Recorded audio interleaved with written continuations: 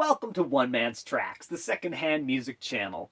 Since earlier this year, I already talked about Maynard's progressive rock musical root chakras, and I've since been on a pretty lengthy P-band streak. I'm pretty overdue to investigate that pearl that I keep hearing about and see what these grunge rock legends have gotten up to over their 35 years playing together.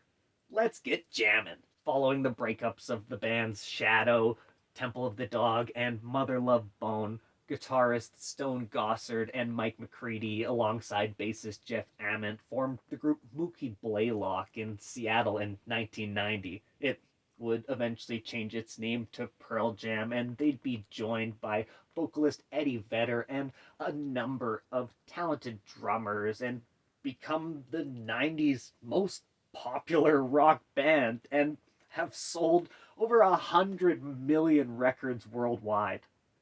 100! For them being such a prolific group, I never really ventured outside of their early works and was curious to see what they'd gotten up to over the past 7 or 8 records, so I took a few weeks and went through the Pearl Jam catalog and ranked all 12 of their LPs, starting from my least favorite and then climbing up that rolling rock mountain to find the jammiest of the pearls. These records run the gambit from real bad to real great, and let's just get into the very bad, in my opinion, is 2009's Backspacer.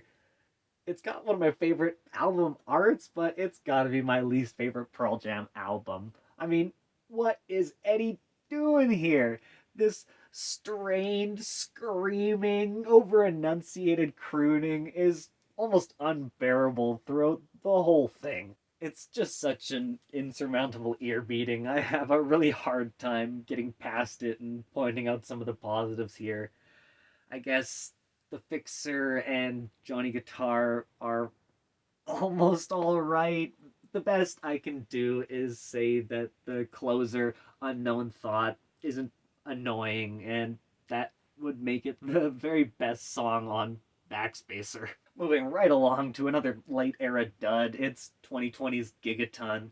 It's probably the least Pearl Jammy of all their records, and sees the band indulging in a bunch of different styles that don't really come together all that cohesively. It is just pretty incoherent and overall a fairly dull experience. With its slow start and its sleepy, lyrically boring middle to end, they really pulled a fast one on anyone left in the 21st century that only buys an album for its singles, because outside of the talking headsy Dance of the Clairvoyants and the cruisy Quick Escape, I really struggle to find anything else of substance here. On to number 10. It's the band's most recent and their final album to feature Matt Cameron on the drums, 2024's Dark Matter. Certainly a more cohesive product than their previous few.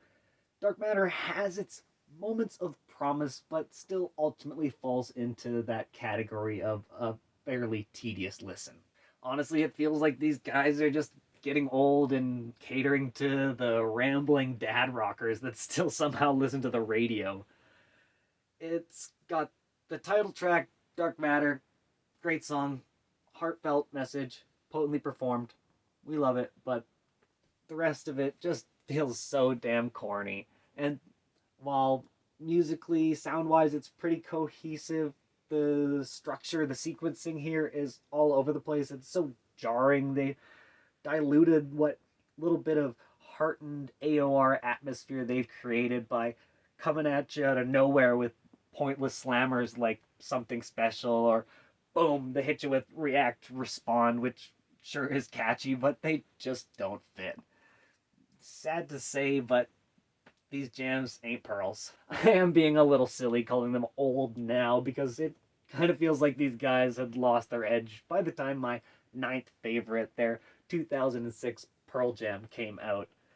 It's just such an inoffensive, uninspired amalgam of mediocre, unremarkable rock. It's a bit harsh, but really, after a few conscientious listens, I don't remember much.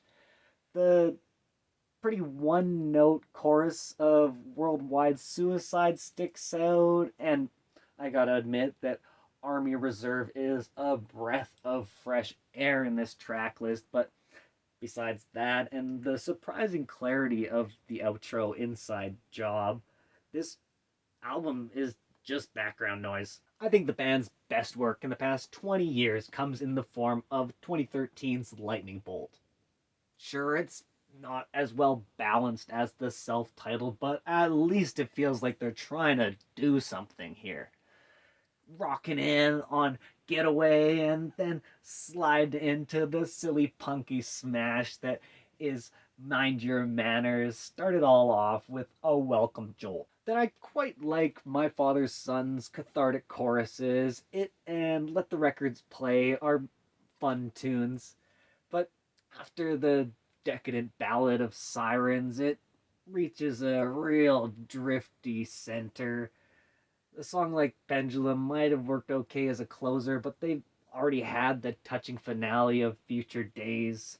I do really think they ran out of lightning when they were making the song Yellow Moon, though. Ooh, that one is really not for me. Moving right along in seventh is Pearl Jam's seventh album, released in 2002. It's the sad, slower, more understated side from the boys we get following that terrible disaster in Denmark that changed the band and concert protocols forever.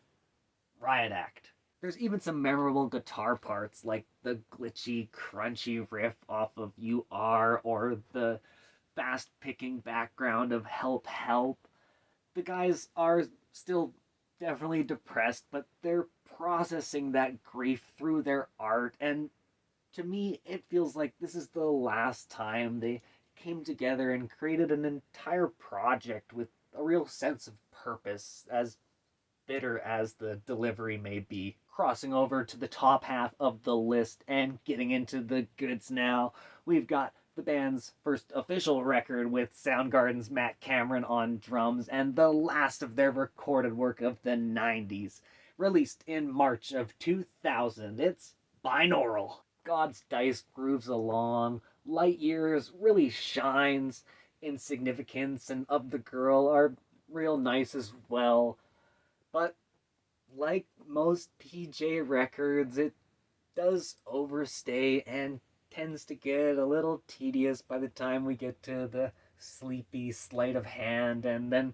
I made the mistake of waiting for the bonus track. I think it's called Writer's Block, and boy, was that a waste of time. I do generally much prefer the vocal mixing on this project compared to anything else I've mentioned so far. It's so nice and sharp. It's a clarity that allows a track like Light Years to show off with some real charming melodies. I feel that I've been totally lacking in the past 25 years, or maybe they've just been buried and blended in the mix so deep that they fail to pack a real punch. Let's get into the top 5.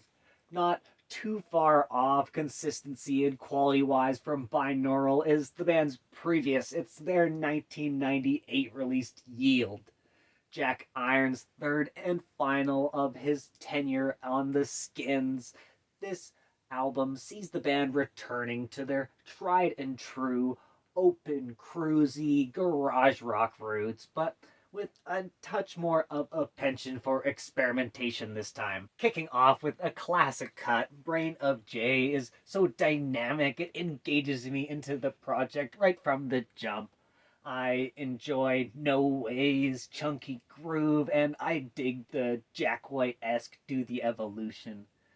Jack Irons has his own little interlude here called Red Bar or Red Dot or whatever, and as interesting as it is, it feels pretty directionless. I feel similarly about the track Push Me Pull Me. It's got a fun bass line, but doesn't really go anywhere. I almost couldn't believe my ears when I heard, is that a horn of some sorts briefly playing during that lovely outro of All Those Yesterdays? As silly as it might sound, I think the bonus track Hummus might be one of my favorites on here, and I really don't like Wishlist. Now for the 4 records that truly canonize this band as grunge rock icons. all captivating, vigorous albums with excellent energy. Ranking these four in particular was easily the most fun part of making this list, and a great reminder of why I usually only rank discographies of artists whose majority record collection I enjoy. I mean, Stone and Mike are both great guitarists, but Jeff and Matt Cameron's contributions rarely move the needle much for me, and it seems like the old Edster Vedster lost most of his gravitas after Yield and Binaural. He's kind of gone from magnetic and poignant to monotonous and stagnant. Maybe they felt compelled as the final OG grunge group left standing to keep on carrying that flag, but I'm certainly not holding my breath in anticipation for whatever they deliver next with whoever their new drummer might end up being. Now that I've got that off my chest, let's get back to the list and into my chest with my top 4 favorite Pearl Jam records, starting out with their 1994 released Vitalogy, with some of the heaviest grooves they've ever produced. It's gotta be the rowdiest and most out there that these guys get. Its high energy, punky slamming openers are sure maybe a bit basic, but still have this level of gravelly commitment that carries over and empowers even the slower songs like Nothing Man and Better Man with a heart-swelling tenacity. I think Bugs is a fun, sort of experimental cut, and Satan's Bed rocks along fine, but things do start getting a little messy and disjointed as the record progresses. It is nothing too extreme outside of Bugs and kind of that stupid mop closer that's neat in a wild and freaky sort of way, but all around it does start to feel like these tracks weren't given enough time to be properly fleshed out. An admirable effort that feels frontman loaded, meaning that Eddie leads the charge, but his energy and emotions aren't quite substantive enough to carry the whole thing, and it sort of leaves the rest of the band to scramble a bit retroactively and sort of fill out the back of some of these songs. Big props are still due for them trying their best to stick it to Ticketmaster while touring this album, even though it nearly led to the end of the group and was the last album that Dave Abruzzese played drums on. Plus, Better Man is Better Man, so it did make it a little bit tougher placing Vitalogy's follow-up, their 1996 No Code, ahead of it and into the top 3.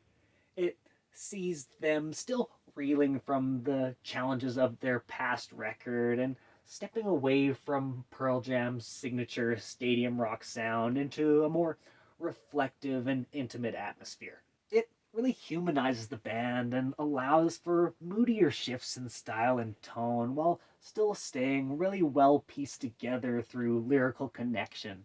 It's a fantastic re-examination of the self that can sometimes jump pretty maniacally from jazzy fun tunes like Sometimes and the Rockin' Hail Hail to real touching post-grunge balladry like In My Tree and Off He Goes and Present Tense. It wasn't clear from my first listen to this record, but over time this spattered track list does start to take some real strong shape. There are, however, a few cuts on here that I still waffle back and forth on whether I really love them or not.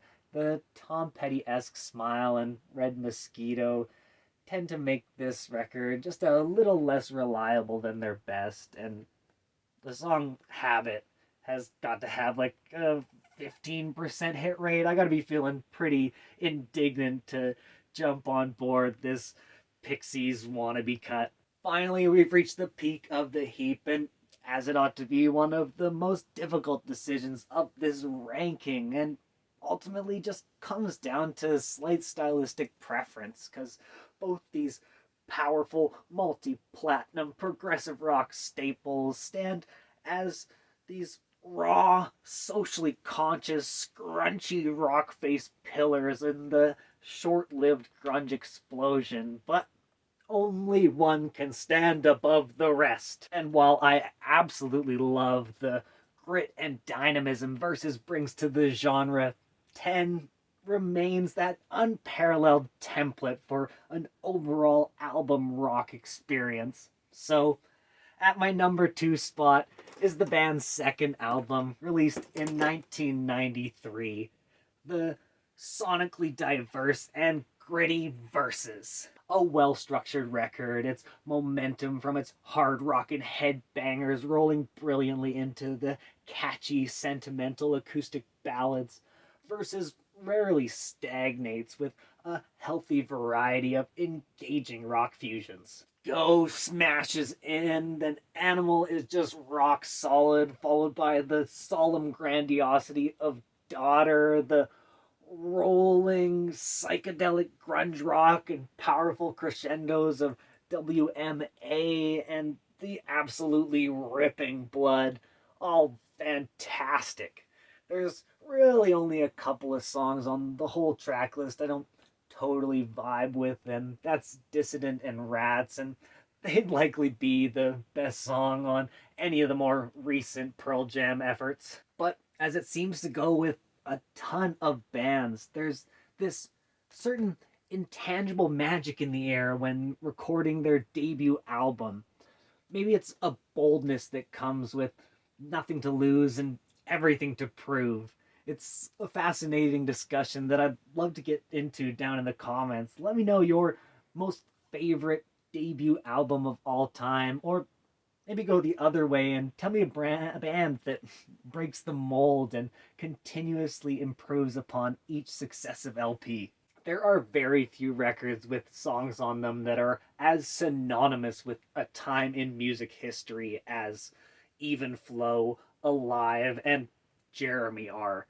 Not to mention just how well they help to structure the first half of this album.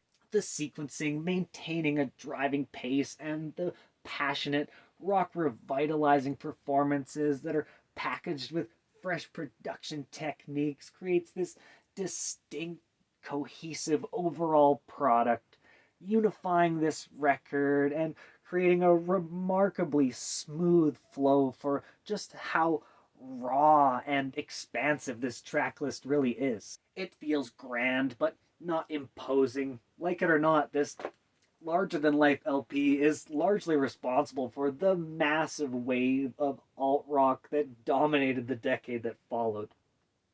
Off the backs of the legends that forged a path, Pearl Jam's 10 became the perfect commercial titration of the essence of rock music in the early 90s. 10 provides a crystal clear snapshot of a moment, as well as hopefully a bridge for those curious enough to find out about all the amazing artists that inspired it. How would you rank this ever-growing catalog of Pearl's jams? Do you got a top 5 tracks, or do you have a favorite band that was inspired by these guys? Speak up, Jeremy. I want to know. Leave me a comment. Join the secondhand retrospective review club by subscribing. Don't forget to like the video if you made it this far. Check out some more retrospectives over here, and take all the best care, y'all. Thanks for watching. See you on the next one.